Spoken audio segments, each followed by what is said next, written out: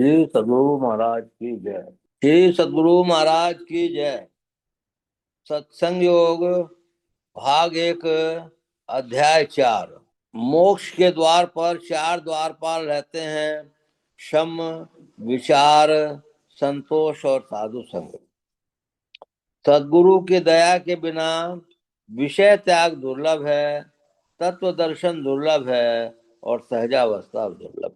परे से परे को परमात्मा को देखने पर हृदय की ग्रंथि खुल जाती है, सभी संशय छिन्न भिन्न हो जाते हैं और सभी कर्म नष्ट हो जाते हैं। श्री सद्गुरु महाराज की जय। अब मैं आप लोग को पूज्य महर्षि संत सेवी परमहंस जी के वाणी का कुछ भाग सुनाता हूँ। उनकी वाक्य है: रूप व्यक्त है, गोचर है, रूपधारी अव्यक्त है, अगोचर है। अच्छा हो कि हम रूप को पहचाने और रूपधारी को भी पहचान लें, तब कभी भ्रम नहीं होगा। अद्भुतता के कारण लोग रूप को ईश्वर मानने लगते हैं। रूप को ईश्वर मानने वाले का संशय दूर नहीं होता है। अर्जुन को संशय था कि महाभारत के युद्ध में लड़ना चाहिए या नहीं। अर्जुन को भगवान कृष्ण का दर्शन था, लेकिन संशय दूर नहीं हुआ।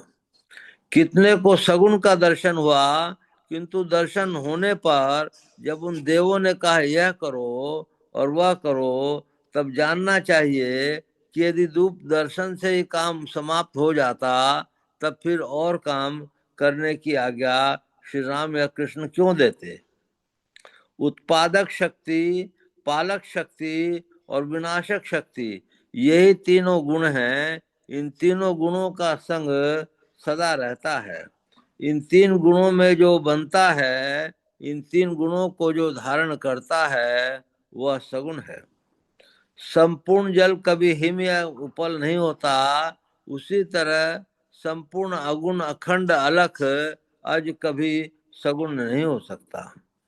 लोग समझते हैं कि गोस्वामी तुलसीदास जी केवल स्थूल उपासना में लगे थे और कबीर साहब तथा गुरु नानक साहब केवल निर्गुणवादी संत थे। आप उनके साहित्य को पढ़िए। केवल सुनी सुनाई बात से संतों के प्रति आश्रद अपने लिए बहुत हानिकारक है। श्री सद्गुरु महाराज की जय। संत सद्गुरु महाराज जी की वाणी। विषय है: शरीर रूपी खेत में सत्संग रूपी फसल लगाते रहो। प्यारे लोगों, यद्यपि लोग प्रत्यक्ष रूप से ईश्वर को नहीं देखते हैं, परंतु विश्वास रखते हैं कि ईश्वर है। यह अंधी श्रद्धा मात्र नहीं है, विचार संग देता है, जो अंधी श्रद्धा नहीं रहने देता। विचार भी एक प्रकार का देखना है। इस संसार का आधार भी कुछ होना चाहिए। हम देखते हैं कि पृथ्वी पर जो कुछ है, सबका आधार है। बिना पृथ्वी के गाछ जंगल पहाड़ कुछ नहीं रह सकते। पृथ्वी के बिना उसका आधार कुछ नहीं रह सकता। पृथ्वी का भी आधार है। जैसे आप बहुत से तारों को निराधार देखते हैं, सभी तारे निराधार नहीं हैं। यह पृथ्वी भी एक तारा है, यह शून्य में है। पृथ्वी चंद्र तारे का आधार सूर्य है, बिना सूर्य के नहीं रह सकते। सूर्य का भी आधार है। जो सबका आधार है वह परमात्मा है। सबका आधार कुछ नहीं है, यह मानने योग्य नहीं है। ज्ञानियों ने कहा है कि ईश्वर को तुम अपने से पाओगे। जैसे हमारी आंख खराब हो जाए तो हम संसार की किसी चीज को नहीं देख सकते। कोई चीज नहीं देखने का कारण संसार में कोई चीज नहीं है, यह बात नहीं है। जिनको आंख है वे देखते हैं। जिनके द्वारा हम ईश्वर को पाएंगे वह है चेतन आत्मा। परमात्मा का हाथ से कोई पकड़ नहीं सकता। भीतर में मन बुद्धि है, ये भी बाहर के पदार्थ पर आश्रित हैं। मन बुद्धि भी ईश्वर को नहीं जान सकते। इनके परे चेतन आत्मा है, इसी से ईश्वर को जाना जाता है। इसी के कारण इंद्रियों को ज्ञान है। उनका निजी काम ऐसा है कि मन बुद्धि आदि को छोड़कर जो होता है, तब जो मिलता है वह ईश्वर है। जो इन बातों को नहीं जानते हैं वे आंख से देखते हैं, इसी बात से पकड़ने की चीज को ईश्वर मानते हैं। ऐसा विचार निश्चित कर लेने पर हम जाने कि उसको हम कैसे पाएंगे। हमारा फंसाव संसार के पदार्थों में हो गया है। यह फंसाव छूटे, अपने तय में रहें, तब ईश्वर को पहचानेंगे। अपने शरीर का ज्ञान सबको है, लेकिन अपने तय का ज्ञान नहीं है। जैसे शरीर को चिन्हते हैं, वैसे ही अपने को चिन्हे, यह आवश्यक है। जब तक फंसाव नहीं छूटेगा, तब तक ईश्वर को नहीं जान सकते हैं। जानना दो प्रकार का है, एक परोक्ष और दूसरा अपरोक्ष। श्रवण ज्ञान और मनन ज्ञान यह प्रत्यक्ष ज्ञान है। इसी को शास्त्रीय भाषा में परोक्ष ज्ञान कहते हैं। इससे पहचान तो नहीं होती, लेकिन निर्णय होता है। प्रत्यक्ष ज्ञान के लिए क्या करो? इसी के लिए साधु संत महात्मा कहते हैं कि भक्ति का अवलंब करो। दूसरे कहते हैं कि योग का अवलंब करो। वहाँ योग है। योग कहते हैं मिलाप को, भक्ति कहते हैं सेवा को। बिना सेवा के मिलाप नहीं। किसी की वो आवश्यकता पूरी करो, यह उसकी सेवा है। किसी को धन की आवश्यकता है, उसको धन दे दो, तो उसकी सेवा होगी। किसी का शरीर रुग्ण हो गया, तो उसको दवादारी करते हो, यह उसकी सेवा है। ईश्वर को कोई आवश्यकता नहीं है, उसकी क्या सेवा करोगे?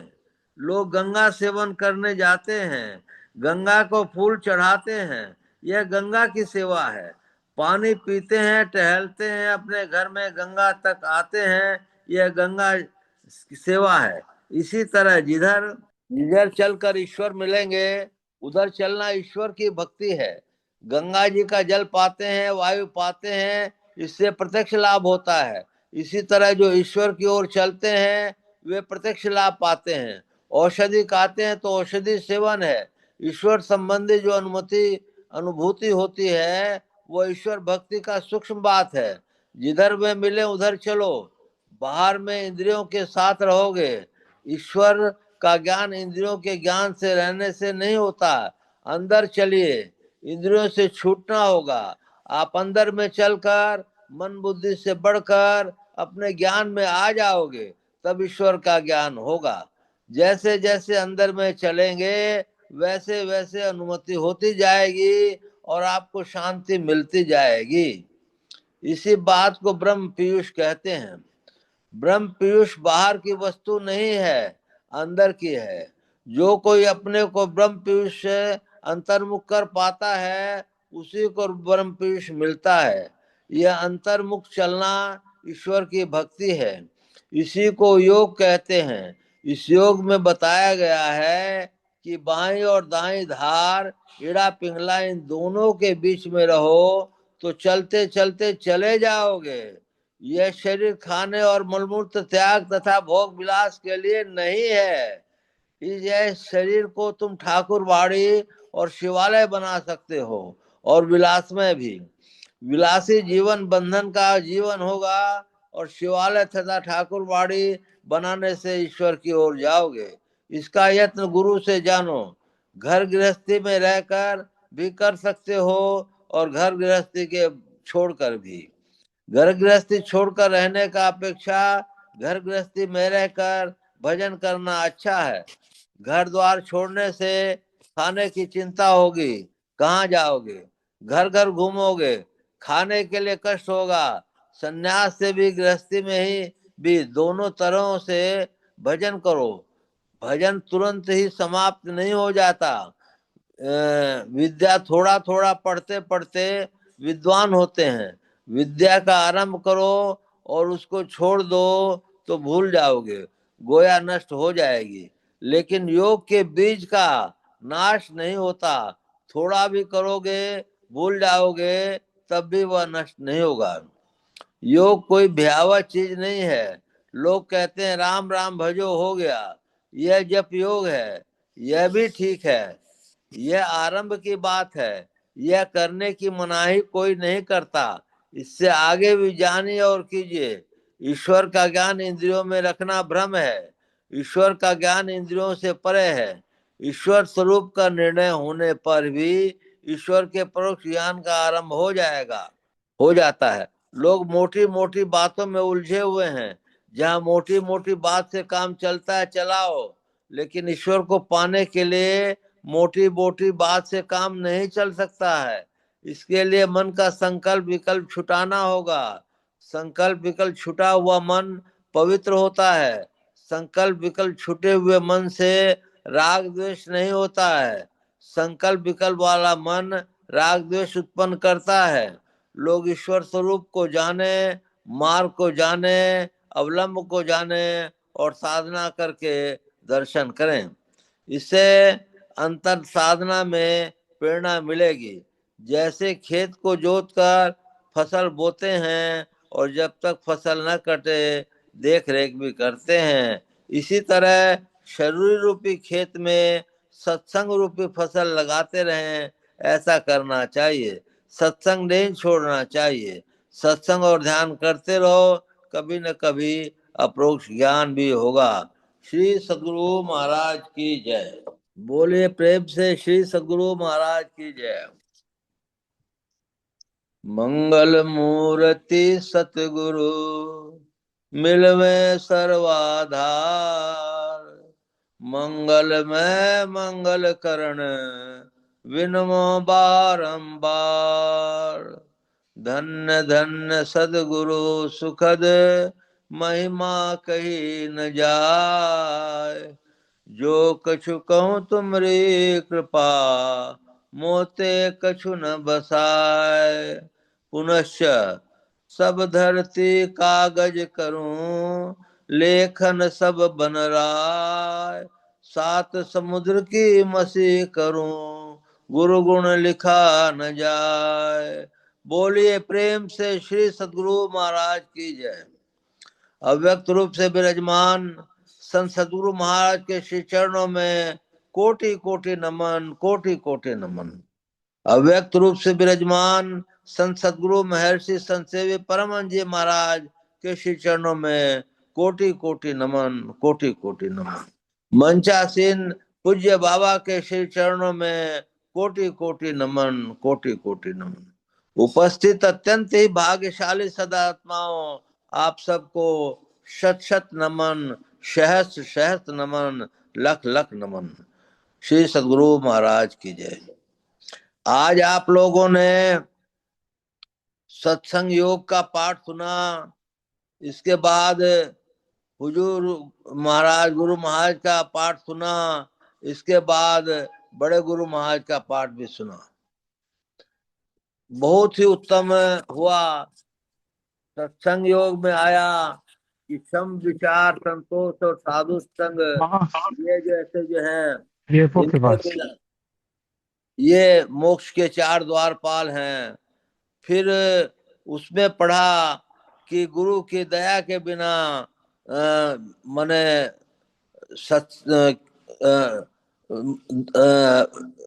गुरु के दया के बिना क्या क्या दुर्लभ है, ध्यान नहीं है मेरे को। इसके बाद गुरु महाराज की पाठ में आप लोगों ने पढ़ा, शरीर रूपी खेत में सत्संग रूपी फसल उगाते रहिए। तो अब हम लोगों को कहना है कि इस मोक्ष के चार जो द्वारपाल हैं, शम विचार संतोष और साधु संग, इसमें बहुत कुछ नियत आता है। सदगुरु के बिना तत्व दर्शन दुर्लभ है, सहजावस्था दुर्लभ है। सत्संग के सतगुरु की दया के बिना हम लोगों को अगर ये मोक्ष के चार द्वार पर पहुंच पाते हैं तो पहली सीढ़ी हम लोग प्राप्त कर लेते हैं, बहुत बड़ा काम हो जाता है। और यदि हम लोग संत सदगुरु महाराज की दया प्राप्त कर लेते हैं तो ये अति सुंदर होता है। मन सदगुरु की दया प्राप्त करना इतना आसान भी नहीं होता है।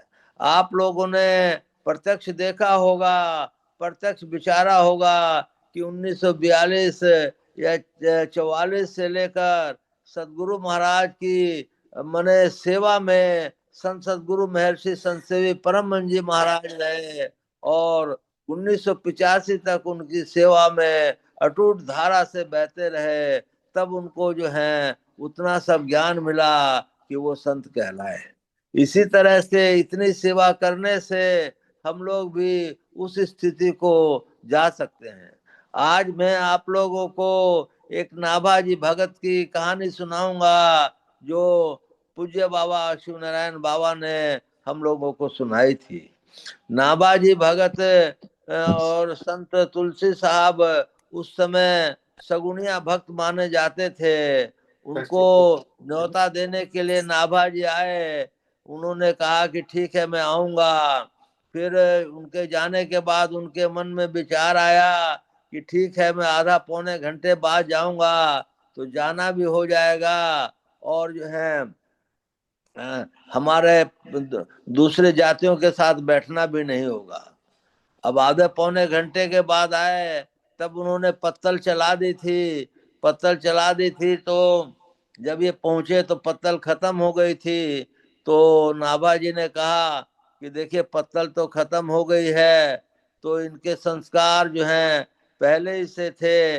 उन्होंने नाभाजी की 2 जूतियां ली शायद, और उनमें कहा कि एक में दाल दे दीजिए, एक में चावल दे दीजिए। इनके भक्ति रूप को देखते हुए नाभाजी ने अपने सीने से उनको लगा लिया, और उनको तत्व दर्शन, आत्मज्ञान उसी समय हो गया। इसको कहते हैं गुरु भक्ति। इतनी भक्ति गुरु की यदि हो जाए तो संसार में किसी के लिए भी कोई काम असंभव नहीं है। वो मोक्ष भी प्राप्त कर सकता है और ईश्वर तक भी पहुंच सकता है। इतनों को प्राप्त करने के लिए आपको अपने जो है विचार, ख्याल, ये वो बाहरी दुनिया से चित्त हटाना पड़ेगा और ईश्वर के तरफ चित्त करना पड़ेगा। एक ही काम आपको रह जाए कि मेरे को ईश्वर को प्राप्त करना है, और सब काम तो होते रहेंगे। और सब काम 2-4 घंटे में आप निपटा लीजिए, और निपटाते समय भी ईश्वर का मन ही मन भजन करते रहिए। देखिए, सब काम गुरु महाराज अपने आप आपको समर्थ करवा देंगे। इतना ही मैं आप लोगों को कह सकता हूँ। मेरा जो जीवन है वो धन्य है कि गुरु महाराज की कुछ सेवा करने का मेरे को अवसर मिला। लेकिन मैं अपने आप को उतना पात्र नहीं समझता, क्योंकि उनकी सेवा यदि भरपूर किया रहता तो मैं भी एक इससे अच्छी स्थिति में होता। बोलिए प्रेम से श्री सद्गुरु महाराज की जय। अब बाबा से निवेदन है कि वो आगे का कार्यक्रम शुरू करें। श्री सद्गुरु महाराज की जय।